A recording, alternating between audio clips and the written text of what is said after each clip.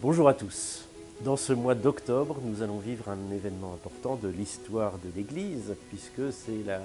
dernière phase du synode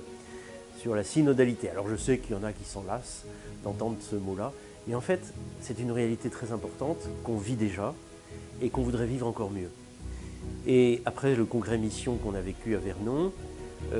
et dans la prévision de la fête de la Toussaint, entre les deux, on va vivre à distance bien sûr, mais ce synode à Rome, où quelques évêques français seront présents, et des laïcs aussi, pour mieux comprendre ce que le pape nous demande, mieux comprendre ce que l'Église veut vivre aujourd'hui et demain, c'est-à-dire de vivre dans une Église qui marche vraiment ensemble dans la mission, et qui intègre toutes les forces vives de l'Église,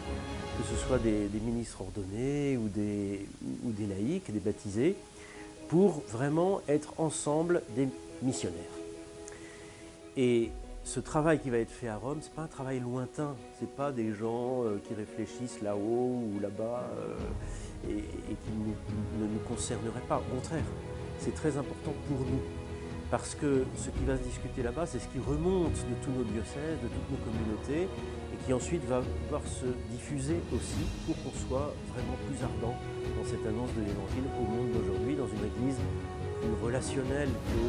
simplement bureaucratique, comme dit le pape. Et bien, comment annoncer au monde entier, j'allais dire à l'univers, cette bonne nouvelle du Christ, en étant vraiment missionnaire? Eh ben, c'est l'objet de ce travail à Rome. Et je peux vous dire, ayant vécu une semaine à Rome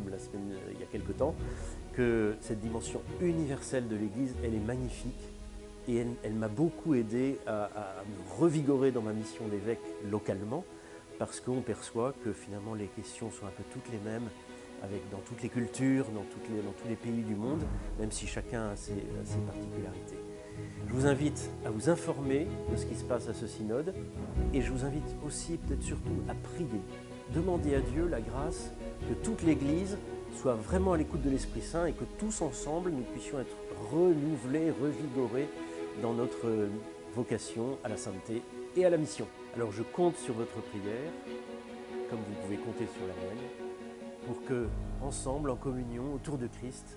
nous participions, même si c'est de loin, à ce synode.